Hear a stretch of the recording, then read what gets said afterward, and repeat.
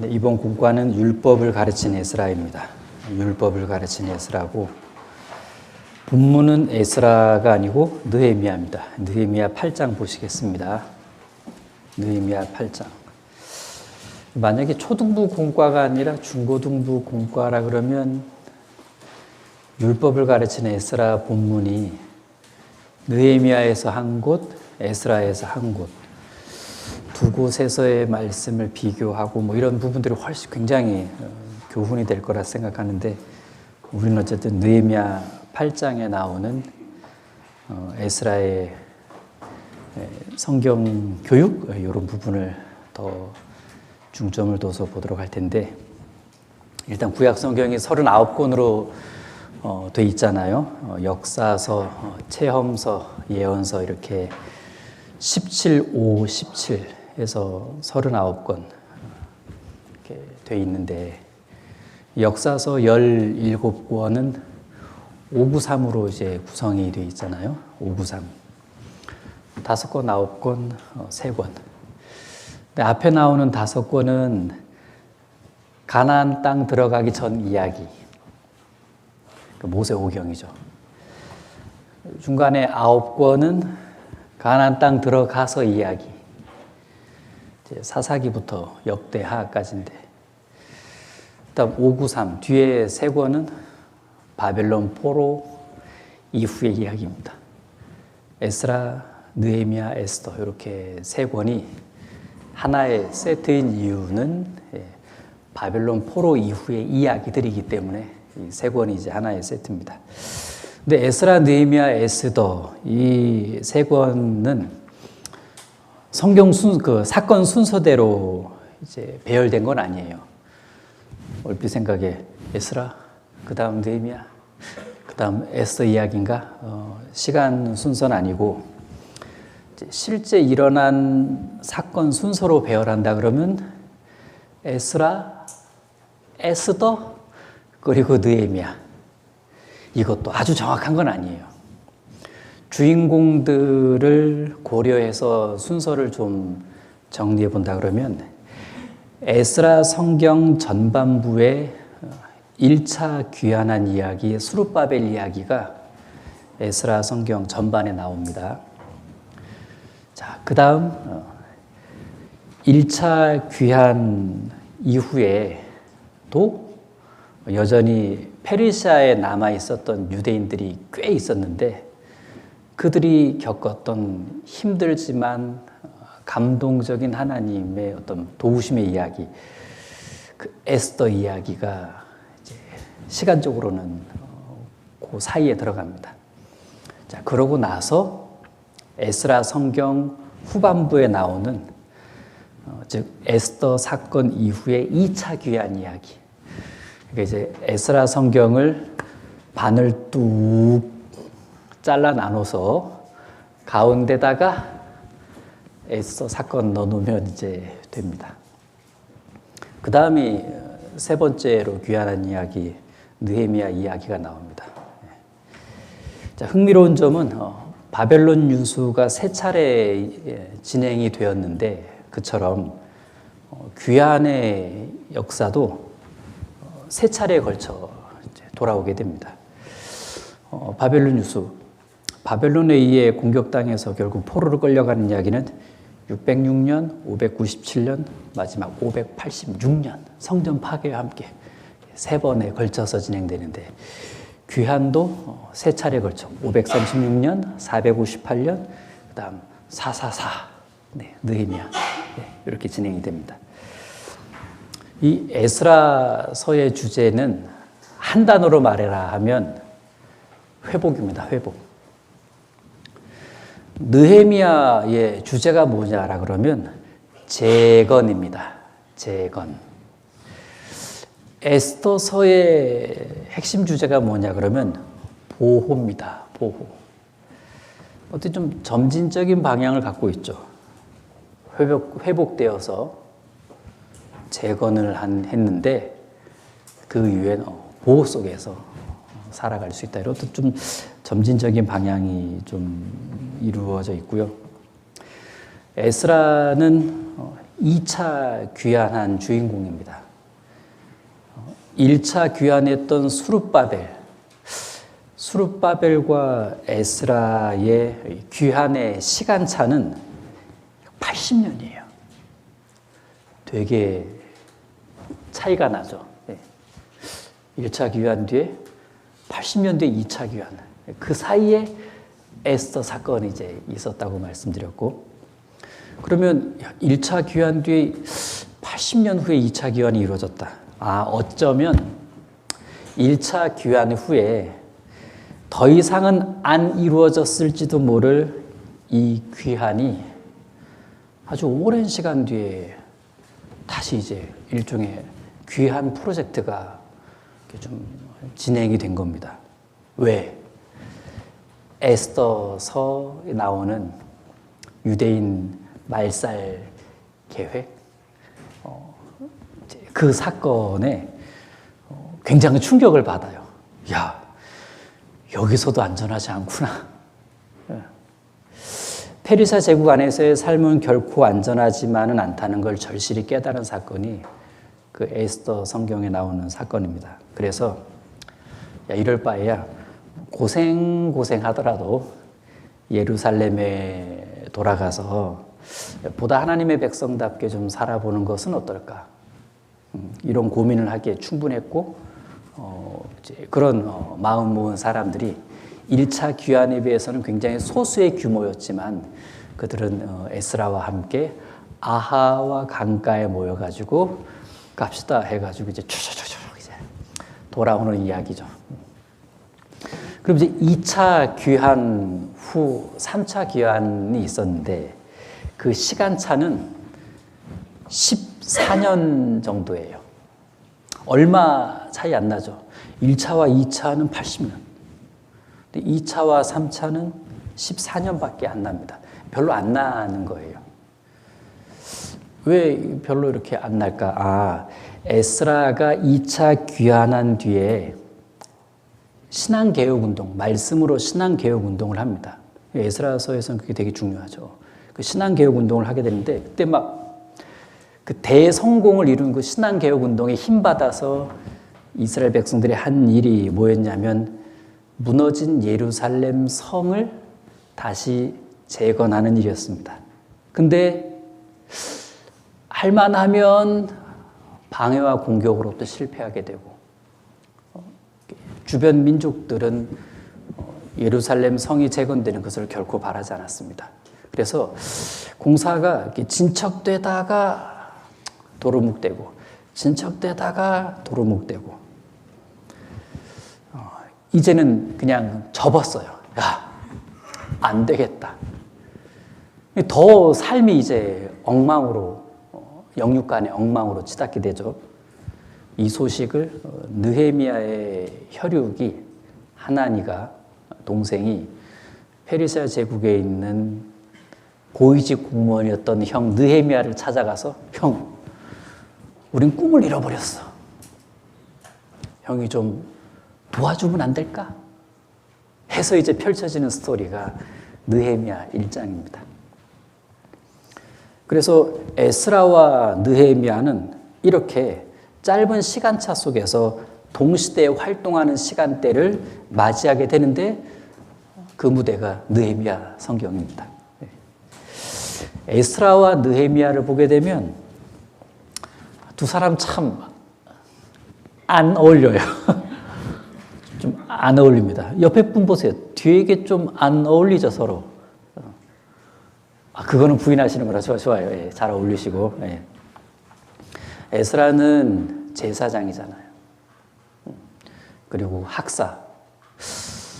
그러니까 제사장이면서 그냥 이렇게 좀 공부하는 거 좋아하는 사람. 느헤미야는요, 행동가예요. 행정가입니다. 행정가. 활동력이 왕성한, 그리고 계획 세워서 실천하는 어떤 현장 위주의 사람이죠. 에스라는 주로 이제 좀 공부하고 가르치고 이런 거 좋아하는 사람이고, 야, 에스라는 학사고 느헤미야는 행정가다. 전혀 맞지 않는 것처럼 보이는 이 두 사람이 하나님의 일과 하나님의 백성을 위해 기꺼이 하나가 된 사람들입니다. 저는 여기서 굉장히 이제 교훈을 받게 됐는데요. 야, 만약에 에스라가 느헤미야라는 성경 속에서 느헤미야를 만나지 않고 그냥 에스라 2차 귀환 이야기로 끝나고 느헤미야는 느헤미야대로 그냥 3차 귀환 이야기로 따로따로 그냥 그들의 스토리로 그냥 끝난다면 그것도 멋있긴 한데 더 멋있는 건 그들이 만나서 기어이 엄청난 신앙적인 일을 쫙 이제 해낸다라는 얘기예요. 우리도 서로 다른 곳에서 살았고 서로 다른 사회생활을 하는데 또 주말만 되면 주일만 되면 또 모이네. 전혀 맞을 리가 없는 사람들이 기가 막히게 합력해서 선을 이룹니다.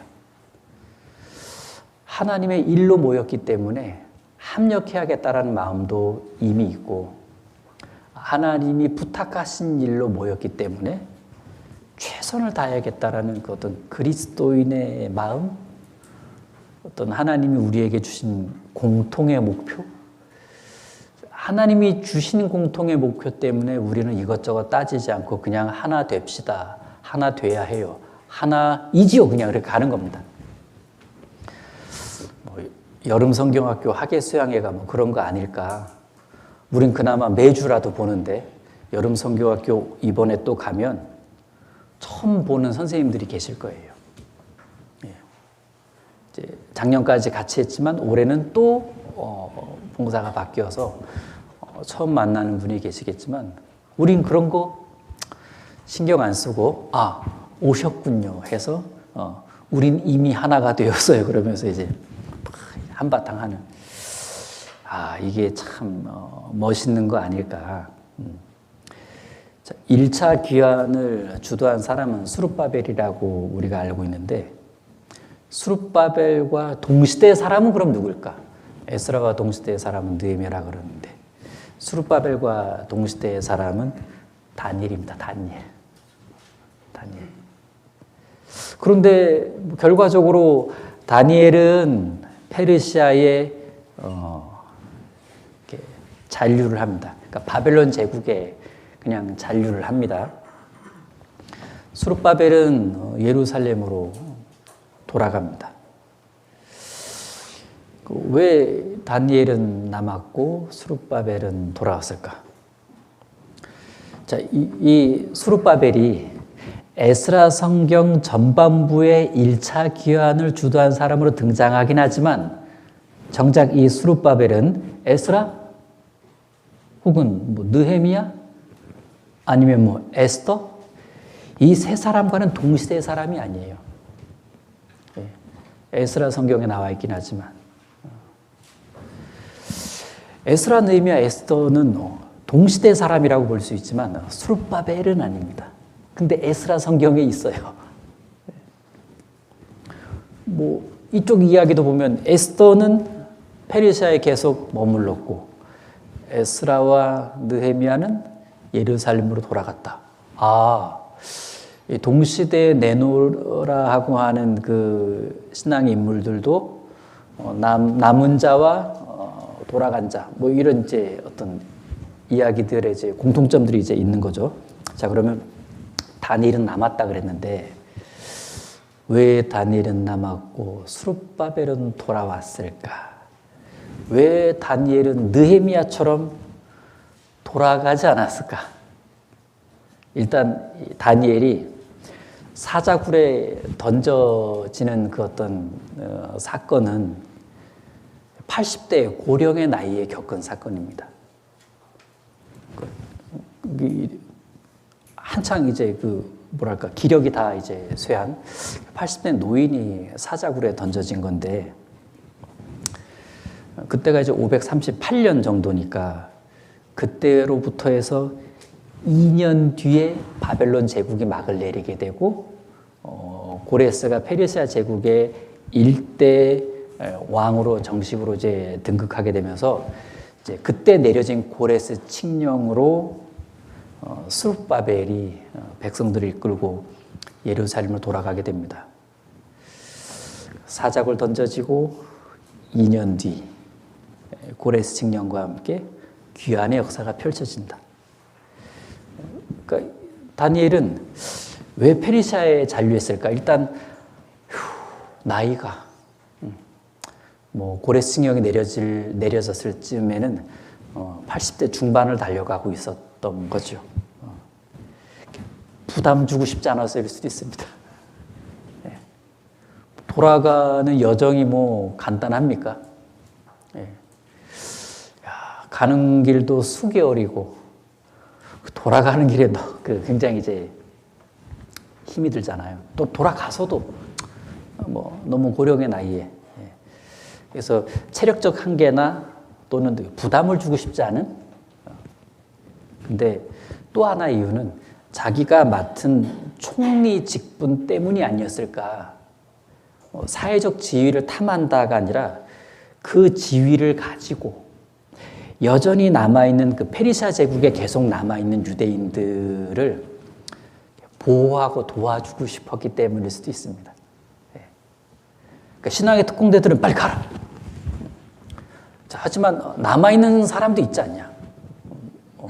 다 같은 마음이거나 다 가야 되는 건 아니니까. 이들은 어떡하냐. 내가 여기서 기도 가운데, 은혜 가운데 이들을 도울 일이 있다면 도와야 되겠다. 내 총리 직분이 도움이 될 것 같다. 그래서 남은 것이 아닐까라고 굉장히 좀 신앙적으로 좀 이해를 해볼 수가 있죠. 그러고 보니까 가끔요, 교회에서도요, 자기 유익, 어떤 그런 자기 욕망 이런 거를 일단 접고 교회와 형제자매, 특히 연약한 형제자매들을 위해서 일부러 그냥 그 자리에 머무는 분들이 있습니다. 작은 지역교회들은 얼마든지 좋은 쪽으로 이사 갈 수 있는 기회를 얻은 분들도요, 그냥 교회를 위해, 형제자매를 위해, 자기가 맡은 봉사를 위해 이사를 이렇게 안 가요. 구원받지 않은 사람들을 보면 딱하죠. 지복을지가 차네. 그런데 신앙의 세계에서 보면 복에 복을 받는 그런 놀라운 모습이죠. 자, 그런 게 일종의 다니엘 정신 아닐까라는 생각이 듭니다. 남아야겠다. 자, 이번 공간은 에스라가 주인공이지만 에스라서의 에스라가 아니라 느헤미야서의 에스라입니다. 에스라는 에스라 성경에서도 말씀을 전하고 느헤미야 성경에서도 말씀을 전합니다. 그러니까 에스라 하면 말씀 전함으로 신앙의 어떤 막 불을 일으키는 일종의 회복 신앙을 위한 말씀 선포 이런 쪽은 거의 대명사죠. 그런데 느헤미야 성경에서는 예루살렘 성벽 건축 전의 신앙개혁 운동이 아니라 성벽 건축 직후의 신앙개혁 운동을 소개하고 있잖아요, 당연히. 그러니까 느헤미야에서 말씀 전하는 에스라는 에스라서에 나와 있는 이렇게 그 신앙개혁 운동이 아니고, 즉 성벽 건축 이전의 그런 어떤 그 신앙개혁 운동이고, 느헤미야 오게 되면 성벽 건축 이후의 신앙개혁 운동입니다. 그래서 에스라 성경의 에스라의 말씀 선포와 느헤미야 성경에서의 에스라의 말씀 차이가 뭘까? 성벽 건축했냐 안 했냐예요. 물론 에스라 성경에서의 어떤 신앙개혁 운동으로 그들이 시작한 것은 성벽을 다시 짓자라는 얘기였어요. 근데 안타깝게도 그게 실패하게 됩니다. 느헤미야가 와가지고 여차여차 해가지고 성벽을 딱 완성하고 나서 그 이후에 백성들이 자발적으로 어떤 말씀의 필요를 어떤 요구해서 에스라가 일종의 말씀 강사로 초대가 돼가지고 이제 신앙개혁 운동이 이루어지는. 에스라서에서의 에스라의 말씀 선포는 에스라가 이렇게 여러분 모아서 피를 토하는 심정으로. 근데 느헤미야 성경에서 에스라의 말씀 선포는 성벽 건축 이후에 백성들이 우리 말씀이 필요하지 않아? 느헤미야가 그거지. 자, 일일이 준비하자. 일일이 준비합시다. 딱 해놓은 다음에 딱 이렇게 말씀을 좀 전해주세요. 이런 모양새입니다. 자, 느헤미야 6장 15절 보시겠습니다. 지금 8장을 폈는데 일단 6장 15절을 보시면 6장 15절 같이 읽겠습니다. 성 역사가 52일 만에 엘룰월 25일에 끝남에 많은 어려움 속에서 마침내 성벽이 완성되었는데 과연 느헤미야가 어떻게 예루살렘으로 올 수 있었는지 또는 이 성벽 공사라는 게 어떻게 진행됐는지 공사 기간 중에 어떤 어려움들이 있었고 어떻게 해결하면서 마침내 성벽을 완성했는지에 대한 그 드라마틱한 스토리는 다음 공과에서 하는 거예요. 다음 공과가 이제 그 부분을 다루고 있습니다. 자, 여기 15절 말씀처럼 성 역사가 끝났는데 그들이 건축한 예루살렘 성벽의 둘레 길이는 6km 정도였다고 합니다. 짧다면 짧고 길다면 되게 긴 거예요. 완성된 성벽을 이들이 바라봤을 때 큰 어떤 감동이 있었을 겁니다. 야, 이게 되네. 이거 엄청 하다가 실패했는데 이게 되네. 야, 우린 한때 이 꿈이 있었는데 이 꿈을 우린 접은 지 오래였어. 근데 그 꿈을 느헤미야가 다시 꿀 수 있도록 우리에게 도와줬고 우린 야, 이번에 이 꿈을 꿈을 이뤘네. 이들은 자기들이 쌓아 올린 것이 그저 돌이 아니라 무너진 신앙을 다시 쌓아 올렸다는 것을 깨닫게 됩니다. 성벽이 차츰 완성되어 가면서 그들의 어수선했던 신앙도 사실 제자리를 찾아갔거든요. 그들은 대적들의 방해를 이겨가면서 신앙이 성장하게 됩니다. 내부적인 갈등들도 극복해가면서 그들은 상당히 신앙이 있게 성숙되어 가요.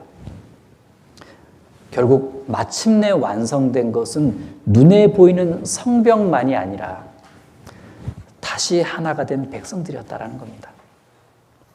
그런데 흥미로운 사실은 성벽 완성 직후에 백성들이 학사 에스라를 찾아가서 우리에게 하나님의 말씀을 들려주십시오 라고 했다라는 거예요. 그들은 맞아요. 예루살렘 성을 다시 세우고 나서 이제는 드디어 안전하게 성 안에서 모여 살 수 있게는 되었지만 야, 우리 그럼 앞으로 어떻게 살아가야 되냐? 이에 대한 답은 아직 얻지를 못했습니다. 그래서 이 문제를 들고 말씀 맡은 에스라를 찾아갑니다. 말씀에서 답을 얻고 싶었던 거예요. 상당히 바람직한 태도였습니다. 자, 그러고 나서 대대적인 말씀 행사를 준비하게 되는데 그게 바로 오늘 공과 본문인 느헤미야 8장입니다. 보세요. 8장 1절부터 3절입니다. 1절부터 3절 같이 읽겠습니다.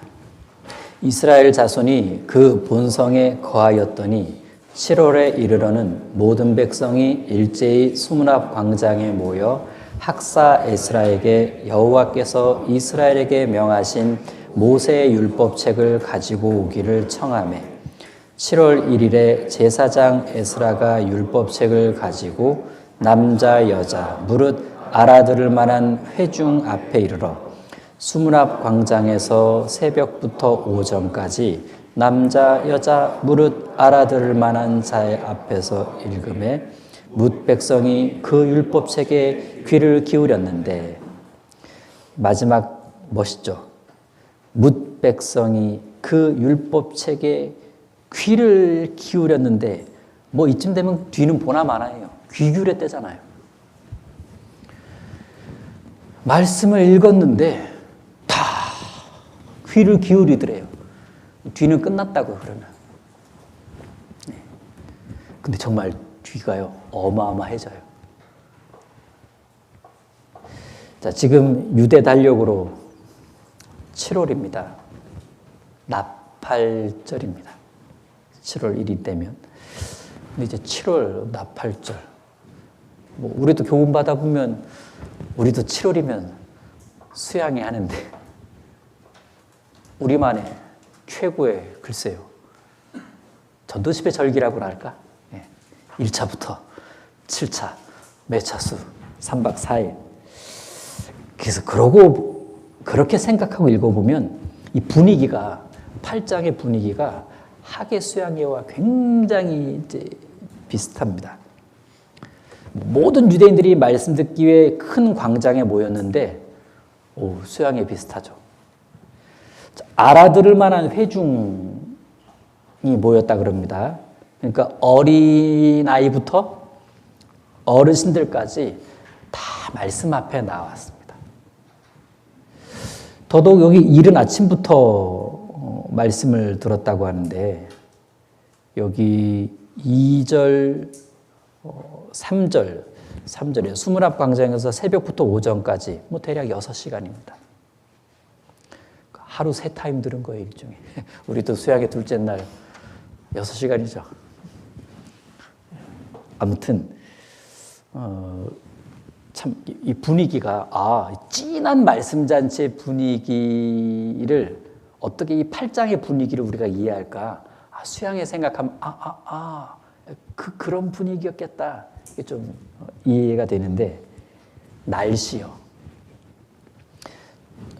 유대 달력으로 7월이면 태양력으로 보면은 9월 초와 비슷한 날씨라 그러는데 9월 초.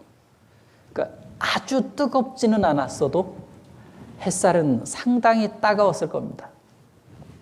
그런데 백성들은 햇빛과 더위를 아랑곳 않고 나무 밑 그늘이 아닌 수문 앞 광장에 모여가지고 거기서 말씀을 탁 들은 거예요. 차양막 같은 거 하나 없이. 아마 이 규모는 수천 명을 넘어 수만 명이지 않았을까? 여기 안 나온 이스라엘 백성들이 얼마나 될 것 같아요? 이 말씀 잔치에. 모든 가정이 오늘 수문 앞 광장 가는 날이야. 빨리 짐 챙겨. 물도 챙기고 도시락도 챙기고.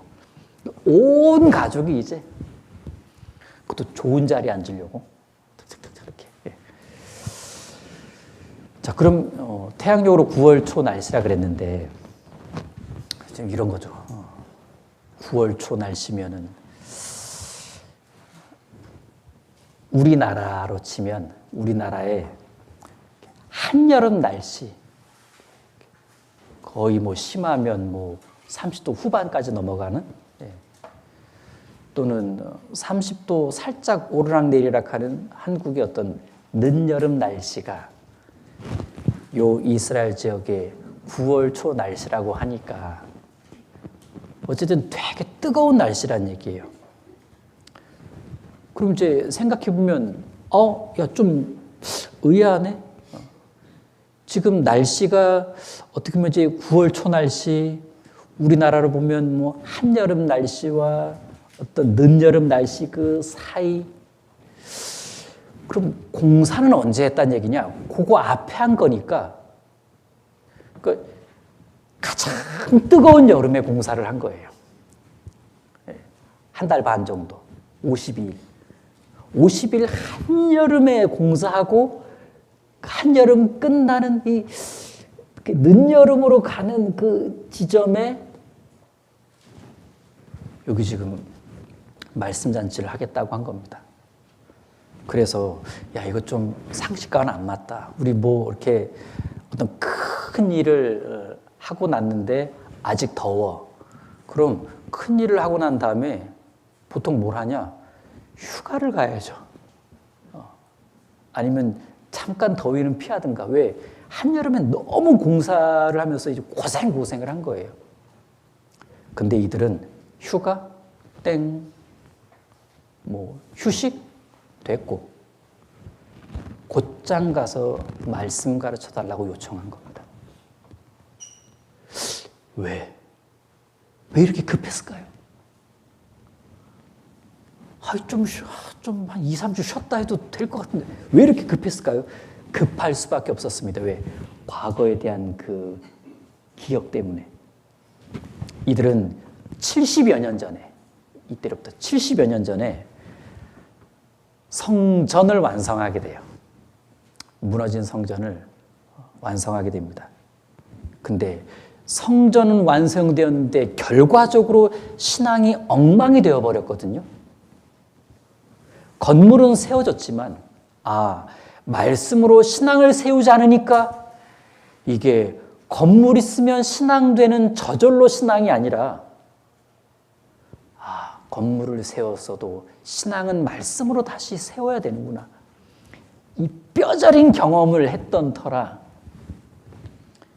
이번에도 진정한 이스라엘의 신앙 회복은 성벽 자체를 세운 것에 있는 게 아니라 우리들의 말씀 회복에 있다는 것을 이미 알고 있었습니다.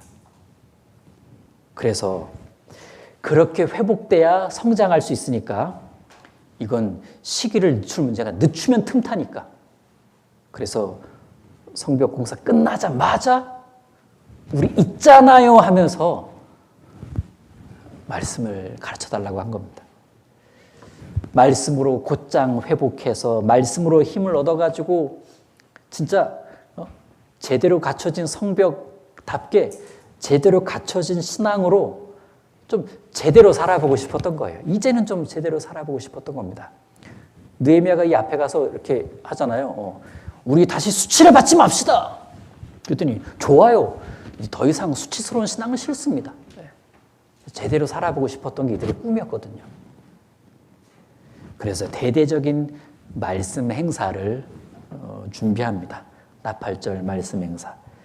여기에 4절을 보게 되면요. 때에 학사 에스라가 특별히 지은 나무 강단의 섬에, 이 특별히 지은 나무 강단이라는 표현이 눈에 들어오죠. 꽤 자극적인 관찰거리입니다. 특별히 지은 나무 강단.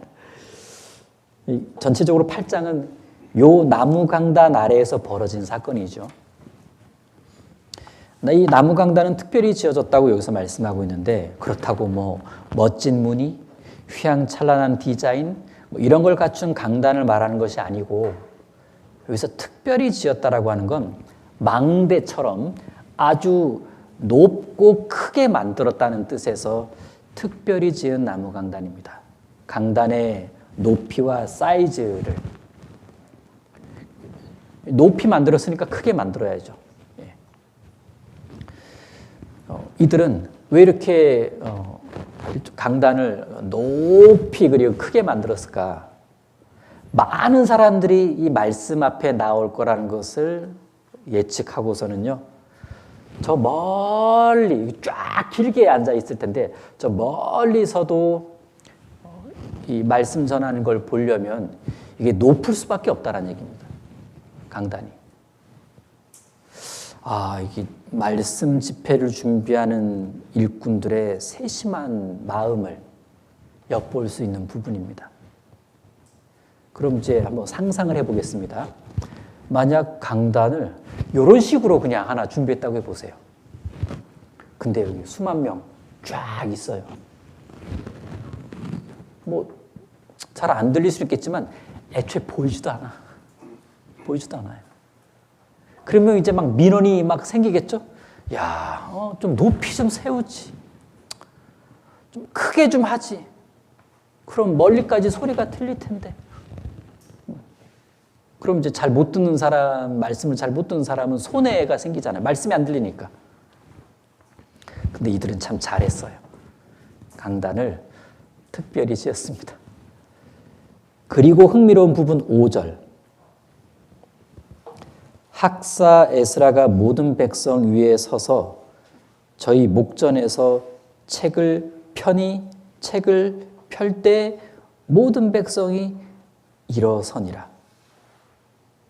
보세요. 편히 펼 때 일어서니라. 율법책을 펴니까 백성들이 다 일어났다. 왜 이들은 에스라가 율법책을 폈을 때 일어났을까요? 배우고자 하는 마음이 있었던 겁니다. 말씀이 얼마나 간절했으면 책을 펴니까 다 일어났을까요? 이들은 당연히 에스라 때문에 일어난 게 아닙니다. 말씀 때문에 일어난 겁니다. 말씀이 자기 속에서 너무 귀하잖아요. 또는 말씀이 너무 고픈 사람의 특징이 있습니다. 말씀 앞에서 마음이 확 일어나요. 사도행전에 나오는 백부장 고넬료의 이야기를 봐도 베드로가 자기 집에 와서 말씀을 전하려고 딱 들어오니까 그 발 앞에 엎드려 절했다고 하는데, 고넬료가 베드로라는 사람 때문에 그런 걸까요? 아니요. 베드로가 들고 온 말씀 때문에 그런 겁니다. 고넬료는 말씀 앞에서 엎드린 거고, 다른 동작으로 상상해 본다면 앉아 있다가 베드로가 말씀 들고 오니까 탁 일어난 거예요. 말씀이 너무 귀하고 간절한 사람은 말씀을 대하는 태도가 그렇다는 얘기입니다. 우리도 말씀 앞에서 마음이 일어나야 되겠죠. 어느 말씀이든 누가 전하는 말씀이든 모든 말씀 앞에서는 마음이 일어나야 됩니다. 우린 가끔 강당에서 정자세하고 막 필기까지 해가면서 말씀 막 귀하게 막 들으시는 어르신들을 봅니다. 야, 저 어르신이 저렇게까지 애를 쓸까? 그런 분들을 보게 되면 저 어르신은 참 저분에게 말씀이 높고 귀한가 보구나. 그럼 이제 절로 교훈이 돼요. 저는 우리 아이들이 이 말씀이 풍성한 교회 안에서 자라는데 어려서부터 좀 말씀 앞에서 합당한 자세, 그거를 좀 야무지게 훈련받았으면 좋겠다 싶습니다. 까딱하다가는요, 말씀 앞에서 경망스럽게 행동할 수도 있어요. 말씀이 편해. 말씀이 쉬워. 말씀이 즐겁고 재미있는 건 좋지만 말씀은 높고 거룩한 거죠. 아이들에게 말씀이 얼마나 높은 것인지를 좀 그러자면 선생님들의 많은 간증이 필요해요. 선생님들께서 생각하시는 말씀 앞에서의 나의 삶의 태도, 그런 것들이 진짜라는 것으로 간증도 해주고 또 이야기도 해주고 교육도 해주시고, 말씀 많이 알아도 말씀이 쉽고 편안하면 말씀이 동력이 안 돼요. 참고만 되지.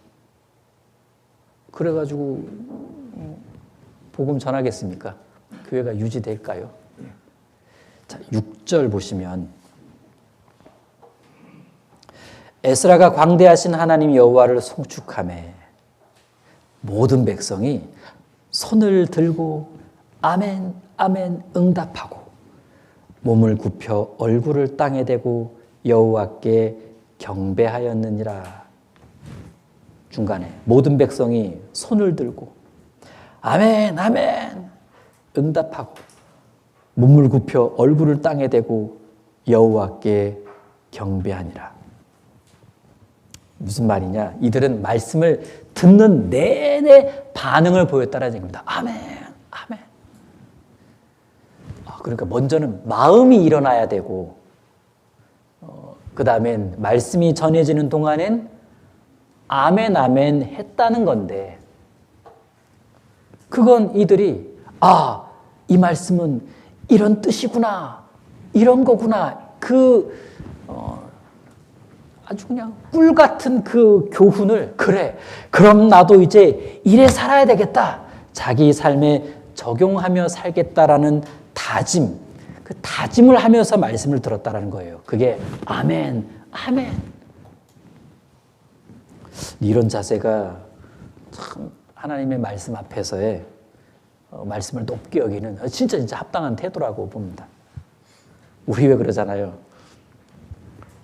이제 다른 교회에서 오랫동안 이제 생활하시던 분이 저희 교회에서 강단 말씀 듣다가 아멘 아멘 잠깐만 이 분위기가 이게 아니네. 근데 우리는 이제 뭐 그렇게 뭐 졸면서 이럴 수는 있지만은 아멘 아멘 하진 않잖아요. 예.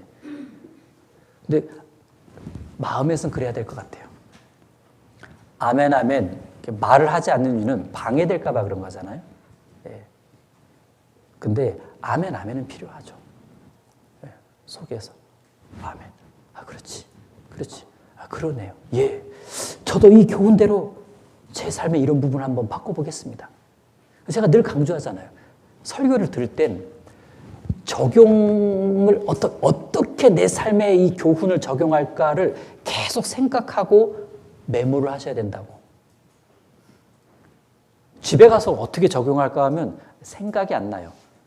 그냥 감동의 어떤 포인트만 남지 구체적인 건 잘 그냥 뭐 노트 봐야 내가 왜 이렇게 여기 별표를 3개 쳤지? 뭔가 좋은 것 같아.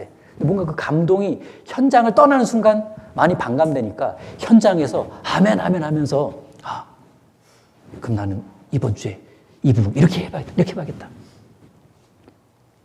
적용을 굉장히 신경 쓰면서 말씀을 설교를 들으셔야 된다. 저는 많이 강조를 합니다. 왜냐하면 설교자는 대부분 교훈까지를 해주는 거지 적용은 듣는 청중의 몫이기 때문에 그래요. 자, 여기 8절을 보시면 제가 9절 앞부분까지 읽겠습니다. 하나님의 율법책을 낭독하고 그 뜻을 해석하여 백성으로 그 낭독하는 것을 다 깨닫게 하며 무슨 말입니까? 교훈까지 해줬다는 얘기, 교훈까지. 해까지, 해석까지. 해석의 교훈까지 해줬다는 얘기인데 9절 백성이 율법의 말씀을 듣고 다 우는지라. 이들은 제대로 교훈받습니다. 다 우는지라. 말씀을 잘 듣고 깨달은 결과였는데 왜 울었냐? 뭐랄까? 되게 감동이 되어서 울었겠죠. 정말 나에게 필요한 교훈이어가지고 기뻐서 울었을 거예요. 딱 내게 주는 말씀이네. 왜 너무 내게 맞는 교훈이면 막 이렇게 막 마음이 뜨거워지잖아요. 말도 잘 안 나오네. 아무튼 예. 그리고 왜 울었을까? 죄송해서 울었을 거예요. 나 뭐 했지? 혹은 하나님 그땐 제가 그렇게 하는 게 아니었는데 막 후회되고 막 죄송해가지고 결과적으로는 지금까지 이렇게밖에 살지 못해서 내지는 그럼에도 불구하고 하나님의 은혜는 한량없이 컸기에 오늘의 이와 같은 자리를 하나님께서 허락해 주신 다 토탈 계산해 보니까 은혜니까 눈물이 나는 거예요. 그러자 느헤미야가 아이고 그만 우세요. 울 때가 아니라 살 때입니다. 자, 여기 10절. 느헤미야가 또 이르기를 너희는 가서 살찐 것을 먹고 단 것을 마실 때 예비치 못한 자에게는 너희가 나누어 주라. 이 날은 우리 주의 성일이니 근심하지 말라. 여호와를 기뻐하는 것이 너희의 힘이니라 하고. 좋아요. 느헤미야 탈탈탈 털어서 한 구절 뽑아내자 치면 우린 보통 8장 여기 10절 후반부에 여호와를 기뻐하는 것이 너희의 힘이니라. 참 들으면 쉽게 안 사라지는 말씀이에요. 여호와를 기뻐하는 것이 너희 힘이니라. 너무 이렇게 강렬하게 와닿는 말씀인데 한 가지 안타까운 건 근데 그게 뭐지? 여호와를 기뻐하는 것이 너희의 힘이니라. 여호와를 기뻐하는 것 얼추 이해됩니다. 그게 나의 힘이 될 거다 얼추 이해가 돼요. 근데 이 연결이 하나님을 기뻐하는 것이 나에게 힘이 된다? 이게 탐나는 말씀이고 먹고 싶은 말씀인데 이게 쭉 안 들어온다는 얘기죠. 여기서 여호와를 기뻐하는 것, 요 표현입니다. 하나님을 기뻐한다? 하나님을 기뻐한다는 건 무슨 뜻일까? 하나님을 기쁘시게 해드리는 거기서 기뻐하는 게 하나님을 기뻐하는 겁니다. 중요한 표현이니까 다시 말씀드릴게요. 하나님을 기쁘시게 해드리는 거기서 기뻐하는 게 하나님을 기뻐하는 겁니다. 예를 들어 우리가 하나님을 사랑하잖아요. 그러면 하나님이 엄청 기뻐하세요. 우리도 거기서 기뻐합니다. 여호와를 기뻐하는 것. 그 기쁨이 우리에게는 힘이 되죠? 너희의 힘이니라. 자, 내가요, 어떤 말씀에 다 순종하면, 하나님이 제일 기뻐하시죠. 순종하는구나. 하나님도 기뻐하시지만, 하나님 말씀에 순종할 때, 나도 거기서 기뻐해요. 왜? 내가 하나님 말씀 순종하니까, 하나님 기뻐하시니까, 나도 기쁘네? 하나님을 기쁘시게 해드리는 거기서 기뻐하는 것. 그게 하나님을 기뻐하는 겁니다. 내가 주님의 몸된 교회를 위해 수고하면 하나님이 기뻐하시죠. 근데 그래서 나도 기뻐요. 하나님을 기쁘시게 해드리는 거기서 기뻐하는 것. 그게 하나님을 기뻐하는 겁니다. 이렇게 하나님 사랑하고 하나님 말씀에 순종하고 하나님의 교회에 수고하면서 하나님을 기쁘시게 해드리면 하나님이 거기서 기뻐하고 나는 그래서 기쁘고 이게 바로 여호와를 기뻐하는 거라고요. 이런 기쁨이야말로 솔직히 우리 신앙의 힘 아닙니까? 그래서 여호와를 기뻐하는 것이 너희의 힘이니라 이렇게 말씀하신 겁니다. 이 힘을 가지고 살면 하나님은 그 과정에서 우리 마음에 있는 소원도 이루어가 주십니다. 그래서 시편 37편 4절에도 여호와를 기뻐하라 저가 내 마음의 소원을 이루어 주시리라. 우린 뒤에만 좋아해요. 내 마음의 소원을 이루어 주시리라. 앞에가 있어요. 여호와를 기뻐하라. 저가 내 마음의 소원을 이루어 주시리라. 한편 우리는 믿음이라는 것으로 하나님을 기쁘시게 해드릴 수 있습니다.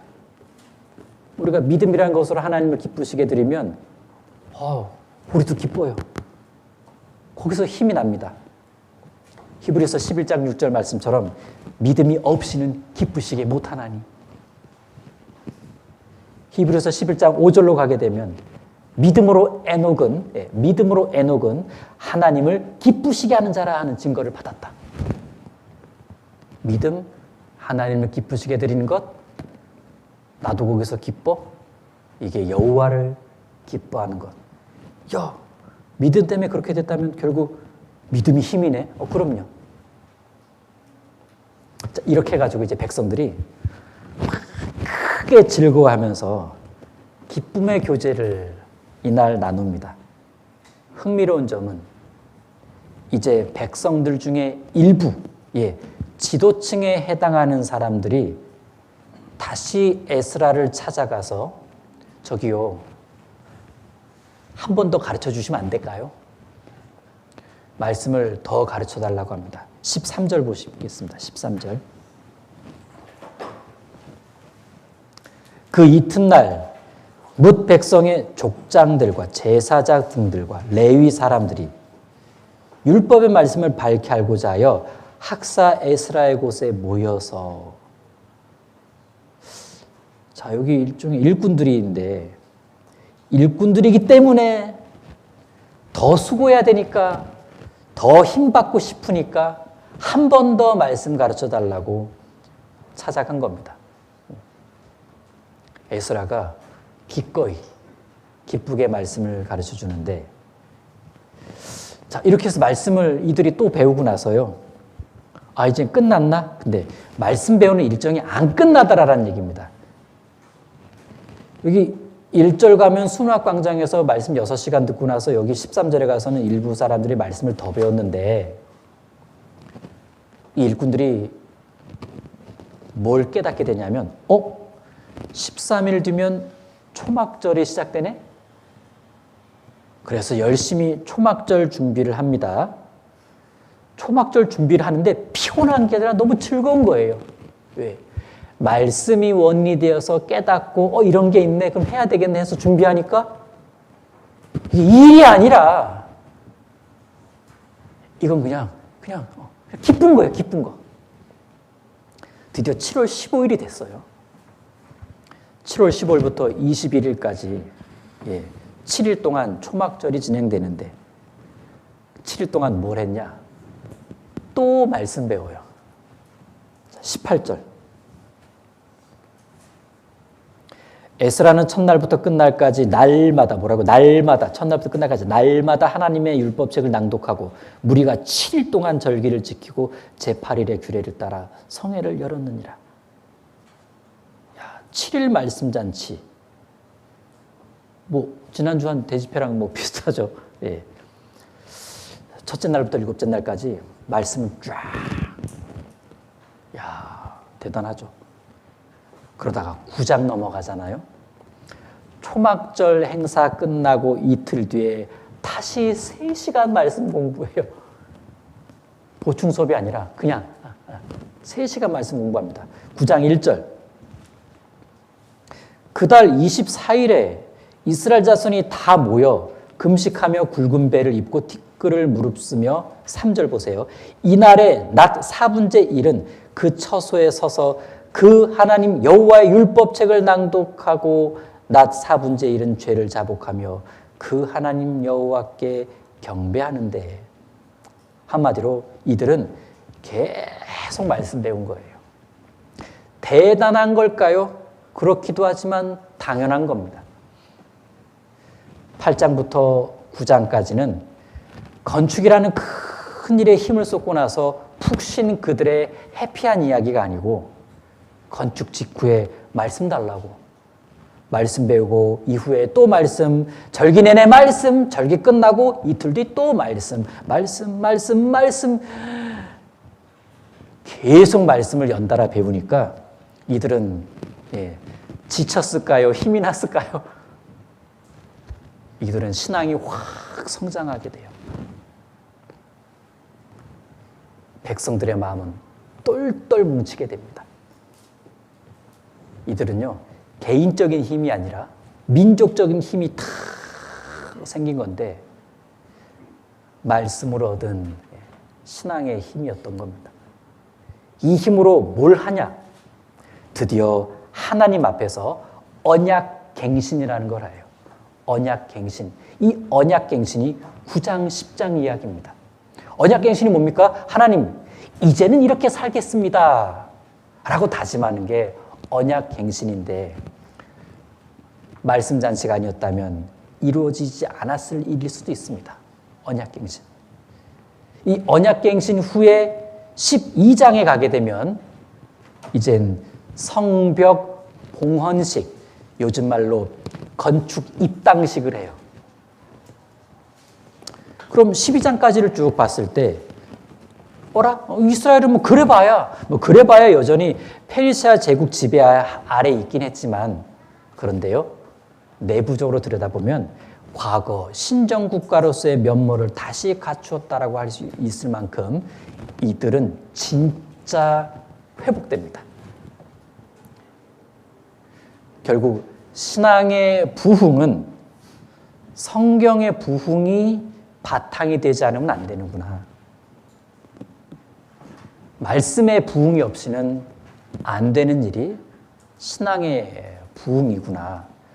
이런 면에서 아주 중요한 역할을 한 사람이 바로 에스라였다는 얘기입니다. 분반의 부흥, 학년의 어떤 신앙적 부흥, 말씀이 바탕이 되지 않으면 안 되고 결국은 말씀을 가르치는 교사가 중요한 역할을 한다는 겁니다. 에스라는 제사장이면서 학사였지만 그냥 교사였어요. 예.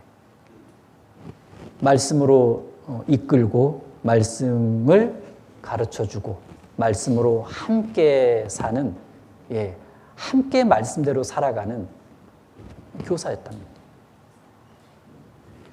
이 에스라는 나는 말씀을 가르치는 사람이지 해서 율법에 익숙하기 위해 엄청 노력한 사람입니다.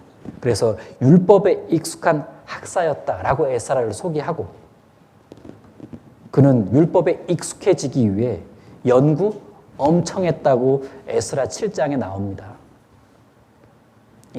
말씀을 가르치는 자의 첫 번째 태도는 분명한 목적을 갖고 말씀을 죽으라 하고 연구하는 겁니다. 그리고 그 연구한 말씀대로 준행하기 위해 노력했다고 에스라 7장도 이어서 말씀합니다. 준행하려고 노력했기 때문에 하나님이 도와주셨겠다. 그렇게 해서 완전히 내 것이 된 그 말씀을 백성들에게 가르쳐줬을 때 유효했겠구나. 그래서 우리가 묵상을 하는 거 아니겠습니까? 묵상한 말씀을 가르친다면 거의 결과는 보장돼요. 왜? 이게 아주 살아있는 말씀을 전한 거거든요. 살아본 말씀이니까 살아있는 말씀이죠. 살아본 말씀이니까 내 것이 된 말씀입니다. 내 것이 된 말씀이니까 얼마나 잘 넣어줄 수 있겠습니까? 묵상한 교사가 묵상한 말씀을 가르칠 땐 사실 결론이 거의 보장되어 있습니다. 결론이 보장되어 있다는 게 즉시로 효과가 나타난다기보다 그것이 그 아이에게 심긴다는 얘기예요. 그럼 그것이 언젠가 빛을 발하겠죠. 하나님은 살려고 할 때 말씀을 깨닫게 해주십니다. 그러면서 교사라는 직분은 참 좋아요. 가르치려면 살아봐야 되는데 안 그래도 살아봐야 되는데 가르쳐야 되니까 살아봐야만 하는 의무가 부여된 사람들입니다. 살아본다? 묵상할 수밖에 없는 위치에 있다는 얘기입니다. 하나님, 가르치려고 교사했다가 제가 은혜 받네요. 제가 하나님 앞에 살아가게 되네요. 그래서 교사라는 직분에 매력을 갖게 되는 거고 그래서 교회에서는 교사 직분을 오래 하게 되면 좀 좀 인정을 해주죠. 선생님 많이 살아보셨겠다. 오래 가르쳤으니까. 곡식은 익을수록 고개를 숙인다고 하는데 말씀을 연구하고 말씀대로 살아보고 묵상하는 그리스도인의 모습은 교회 안에서 어른들 앞에서나 어린 영혼들 앞에서나 겸손합니다. 말과 행동이 부드럽고 마음은 따뜻하고 그런 교사를 아이들이 사랑하고 동역자들이 기뻐하며 교회가 존경한다는 것은 당연할 수밖에 없죠. 그래서 오늘 율법을 가르친 에스라, 우리 선생님들의 이야기 같은 이야기를 같이 나눠봤습니다. 기도하고 마치겠습니다.